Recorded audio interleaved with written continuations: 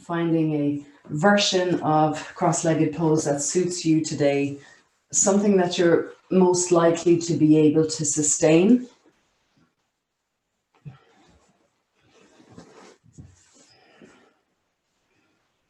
So just a version of Sukhasana, easy cross-legged pose is best. Even if you're proficient at Padmasana or Lotus, it's better in terms of keeping things peaceful to start with a position that you feel you can definitely maintain.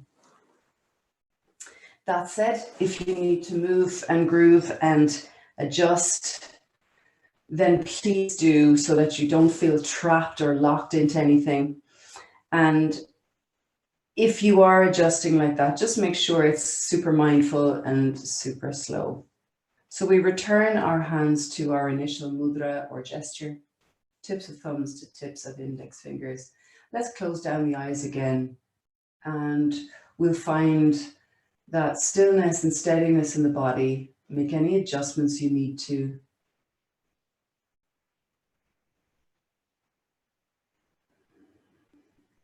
And just dropping the shoulder blades into the back. Simultaneously, we feel some levity in the chest.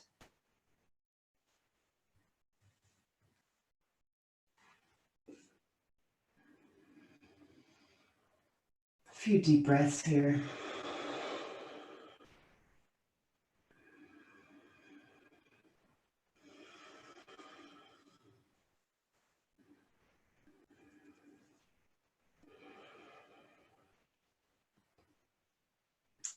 And then bring your breath to softness. Almost noiseless, if not noiseless altogether. Maintain just sufficient muscular energy to keep you upright in a good posture so your energy can flow. But relax everything else.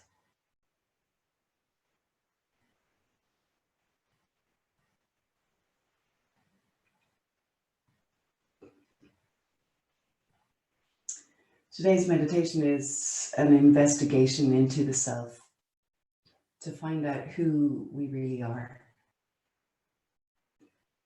And so before I guide you, before we go into the study session as our inspiration and focus for meditation, just bring your own story to who it is that you perceive yourself to be. Just silently in your own mind. If you don't know, that's fine as well, right? So just see what comes up.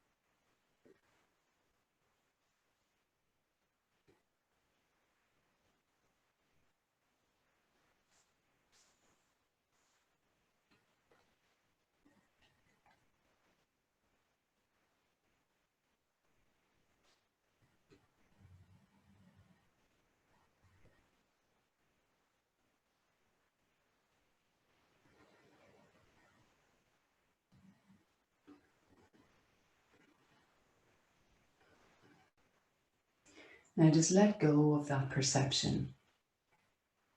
And I'm going to explain to you what the yoga teachings suggest is the correct answer when you ask yourself, who am I?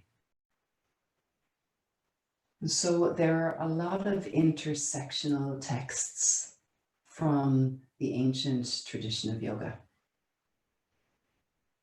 And many of them say the same thing, just in different ways. But my favorite of these texts is a small little collection of almost poetic sentences called the Upanishads. And the most relevant, in my mind, the most relevant Upanishad is the Mandukya Upanishad.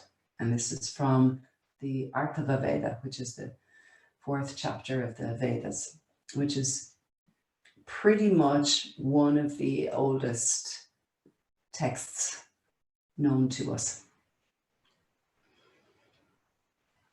So the Mandukya Upanishad says that we are the consciousness or the high self or the soul or the spirit. It just depends on how you perceive that kind of higher force to be. You could describe it as God, you could describe it as your wisest self. It just depends on the individual. So initially, if you look at the components of who we are, it appears to be that there are 4 components. One of them is the soul, the spirit, the consciousness, however you want to look at it. I'm going to refer to it as the consciousness today. And by that, I mean the higher consciousness, as opposed to the cognitive mind. Because in yoga, intelligence is different to consciousness, right? So we are said to be the spirit that is made manifest in a human body, right? So spirit needs the human body or various other different animals and plants in which to experience itself. So the higher consciousness needs to become physically manifest in order to experience itself, because it is formless. So hopefully that makes sense. The other 3 components are the waker, right? So that's us now as we're experiencing this waking world, this surrounding room or garden, right? So this thing that we might call reality, right, that we're experiencing. The part of us that is experiencing that is the waker, right? So the person who is awake. The next component is the dreamer, right? So that is when we are in light sleep and we're dreaming. So we're experiencing a slightly obscure reality there. It's different to what we experience when we're awake. And the next component is the deep sleeper. So when we're in deep sleep, we do not know we're in deep sleep. If we're able to say, I am in deep sleep, then we're not in deep sleep, right? So we have these 4 components: the consciousness, the waker, the dreamer, and the deep sleeper. But actually, when you look at it from the perspective of wholeness, fullness, realization of who we are, there are only 3 things, but they're all flavored with consciousness. So the waker is flavored with consciousness. The dreamer is flavored with consciousness. And the deep sleeper, even though we don't feel we're cognitively conscious of being in deep sleep, the higher consciousness is still there. The body is still there on the bed, very, very deeply sleeping, but the soul is also still there. So on the initial list, there's 4 things, but then you look deeper and there's just 3 things that are flavored with the 4th. So I'm going to give you some examples to better understand this. If, for example, you take the element of water, and you give it different forms and functions and names, it can change, but the base element is still water. For example, water can be the ocean, water can be a pond, water can be a river. What have we done there? We've assigned 3 different names, 3 different functions, 3 different forms, but it's still all water. So this is similar. Let's say pond is waker, river is dreamer, ocean is deep sleeper, and the water is consciousness. So another example would be electricity as consciousness. You can give it several forms and functions. Kettle, fridge, stereo. Without the electricity, those 3 things, they're not necessarily obsolete, but they can't exist in the function that they were created for. Right, so this starts to not just imply, but prove to us that there is a necessity for the higher consciousness to be there in order to give life to the other 3 aspects of us: dreamer, waker, deep sleeper. But also the consciousness needs the dreamer, waker, and deep sleeper in order to feel itself. So they are interdependent all the time. Another example, again, just to further elucidate this concept, is an example that a lot of the ancient yogis have been using all along to further explain the Mandukya Upanishad. And that is the concept of gold being the consciousness. And when you change the form and function and name, that gold can be melted down and reconstituted and made into a ring, a bracelet, or a necklace. Right? So they all have different positions in the body: ring on the finger, bracelet on the wrist, necklace around the neck, right? So different functions, but it's all gold behind it. And that's the consciousness. So hopefully this is making sense with each example. So if you've opened the eyes and closed back down again, if you need to move and adjust, then move and adjust, and find yourself some stillness now again, and let all this soak in.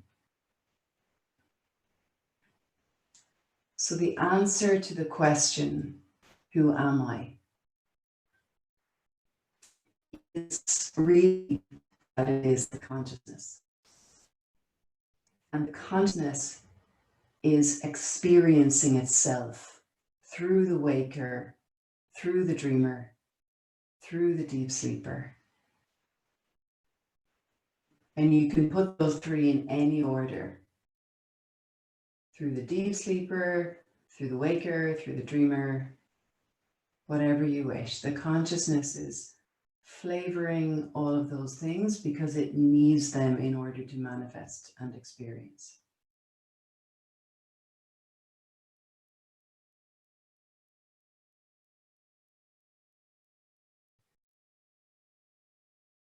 Just let that sit for a couple of minutes first before we go on.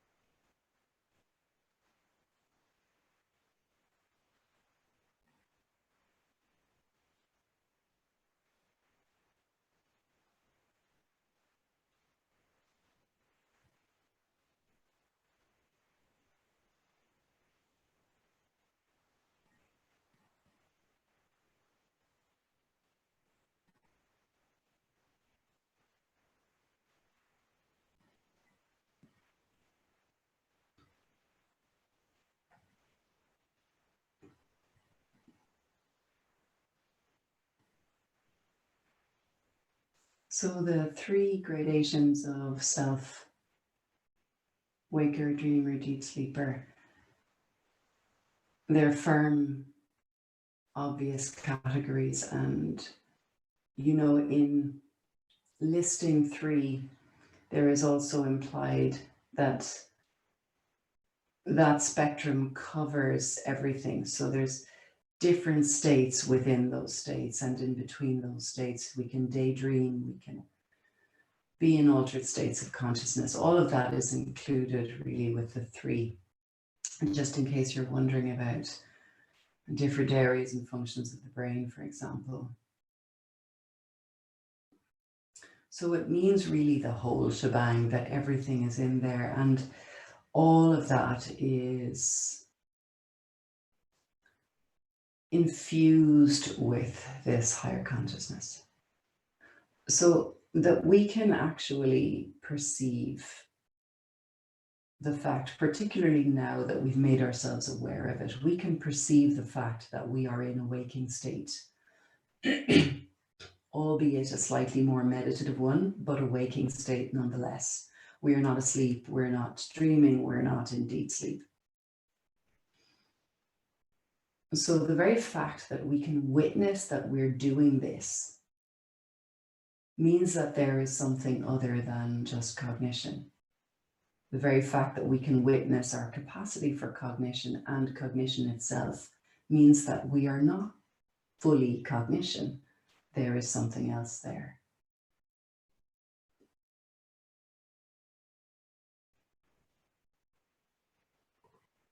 So when we start to kind of look at ourselves, particularly in more advanced practices like meditation, so as we know, it's much more difficult to meditate than it is to move the body. So it's considered to be more advanced. So when we look at ourselves in these states of meditation, it is a provable indication that that which is witnessing is not what we would describe as kind of scientifically, empirically, the mind.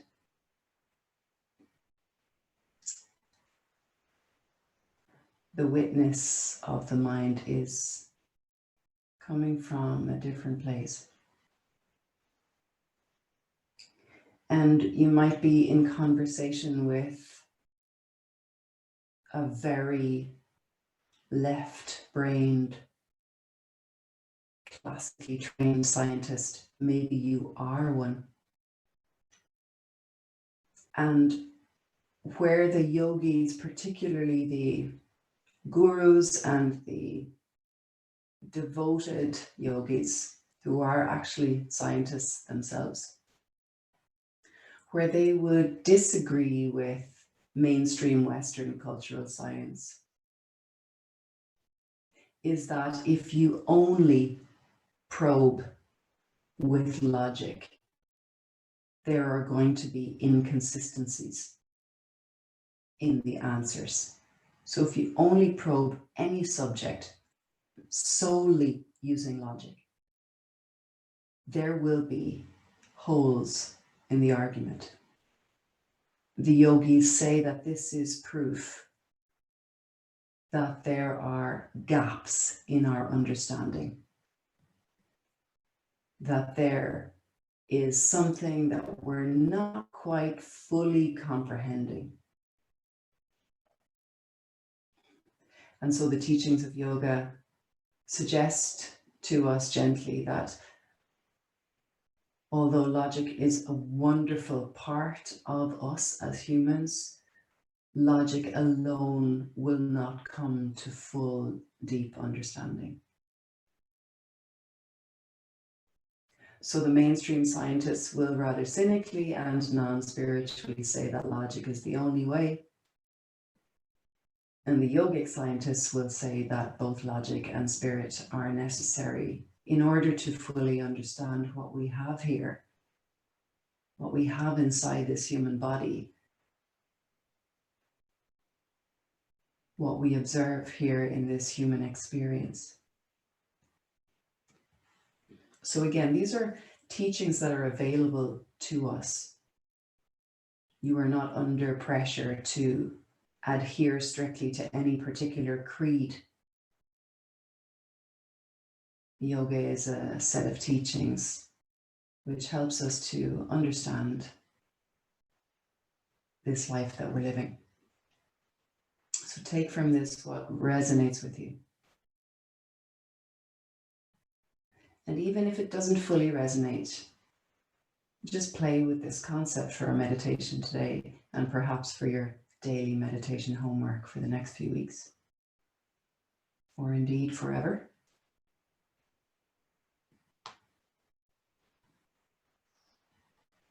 Who am I? I am the consciousness experiencing itself through the waker, through the dreamer, through the sleeper, the deep sleeper. I am the gold experiencing itself through the ring, through the bracelet, through the necklace. I am the electricity experiencing itself through the stereo, through the fridge, through the kettle. I am the water experiencing itself through the pond, through the river, through the ocean.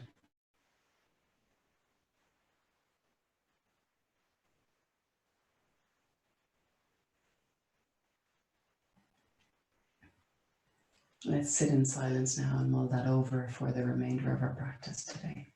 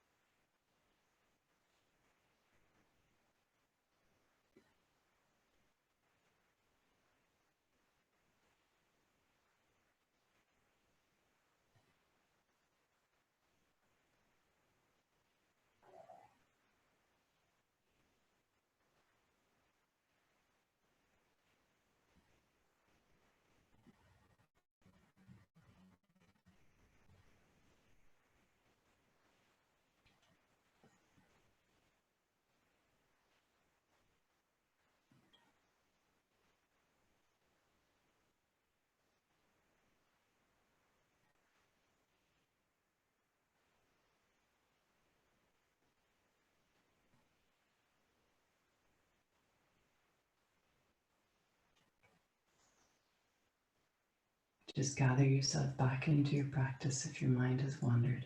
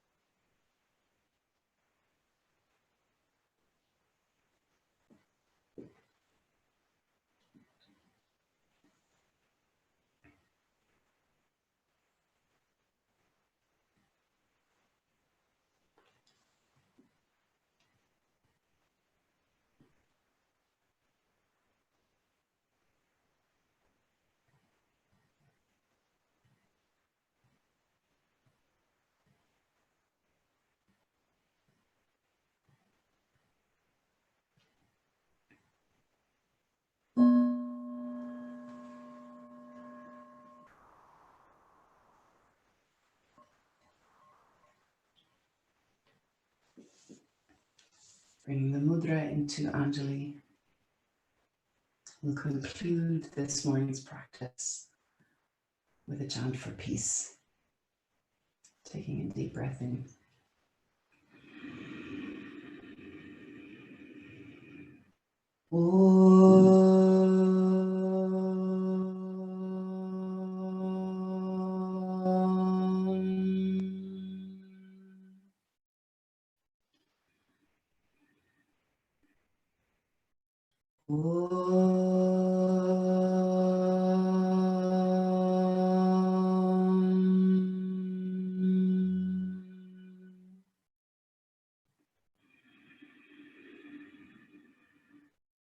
Om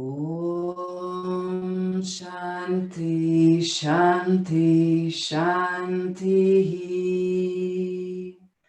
Hari Om.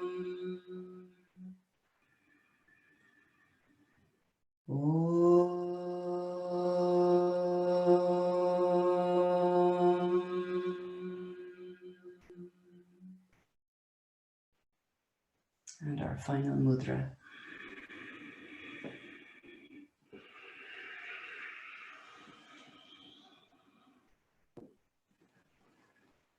Namaste.